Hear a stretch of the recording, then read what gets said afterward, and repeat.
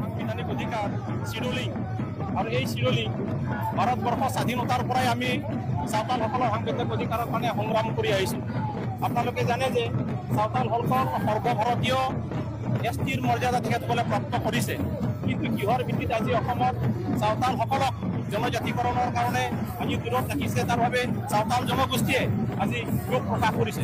সেইকাৰণে আমি জন্মলগ্নৰ পৰাই চাওতাল ছাত্ৰ সন্থাই নিজৰ অধিকাৰৰ কাৰণে, নিজৰ ট্ৰাইবেলৰ অধিকাৰৰ কাৰণে আজি মাত মাতি আহিছে।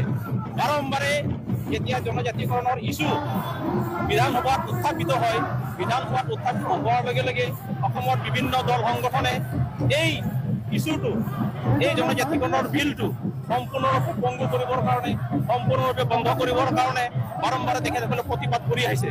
আৰু আজিৰ তাৰিখতো ট্ৰাইবেল সংঘই চাওতালসকল তথা আদিবাসী তথা 6 জনগোষ্ঠীৰ যি জনজাতিকৰণৰ বিল, এই জনজাতিকৰণৰ বিল বাৰম্বাৰে তেখেতসকলে প্ৰতিবাদ কৰি আহিছোঁ। সেইকাৰণে চাওতাল ছাত্ৰ সন্থাৰ মঞ্চৰ পৰাই মই তেখেতসকলক অনুৰোধ কৰিছোঁ, তেখেতসকলক আহ্বান কৰিছোঁ, চাওতাল জনগোষ্ঠীৰ আৰু আদিবাসী জনগোষ্ঠীৰ যি জনজাতিকৰণৰ বিল, এই বিলটো তেখেতসকলে সহযোগ কৰা উচিত। কাৰণ চাওতালসকল বেলেগ দেশৰ পৰা অহা নাই, বহিৰাগত চাওতালসকল নহয়, এই দেশৰ, এই মুলুক দেশ, এই অসমখনৰে চাওতালসকল।